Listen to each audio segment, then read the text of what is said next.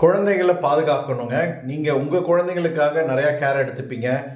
மற்ற குழந்தைகளுக்கு கேர் எடுத்திருக்கீங்களா? வணக்கம், நான் உங்க ரவி. எல்லாம் நல்லா இருக்கீங்கன்னு நினைக்கிறேன்.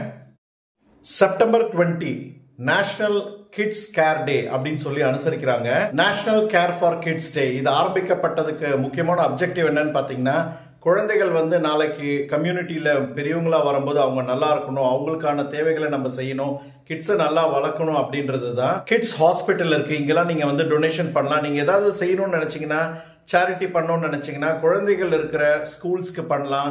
குழந்தைகளுக்காக நீங்க என்ன வேணா சேரிட்டி பண்ணலாம். நேஷனல் கேர் ஃபார் கிட்ஸ் டேன்னு சொல்லி யூஎஸ்ல அனுசரிக்கிறாங்க. இது ஆரம்பிச்சது யாருன்னு பாத்தீங்கன்னா 2021ல டெசிக்னேட்டிக்ஸ் கேர் ஃபவுண்டேஷன். இவங்க தான் இந்த மாதிரி ஒரு நிகழ்ச்சி ஆரம்பிச்சுட்டு இன்னைக்கு யூஎஸ் ஃபுல்லா பாத்தீங்கன்னா இந்த நாளை அனுசரிக்கிறாங்க. ஜனவரி 1st இருந்து நான் என்ன தினம் சொல்லி தினமும் சொல்லிட்டு இருக்கேன். சேனல் ஃபர்ஸ்ட் டைம் வரீங்கன்னா மறக்காம சப்ஸ்கிரைப் பண்ணிக்கோங்க. உங்க ஃப்ரெண்ட்ஸ்க்கு ஷேர் பண்ணுங்க. Chennai Indian channel bell icon click பண்ணி சப்போர்ட் பண்ணுங்க. தேங்க்யூ.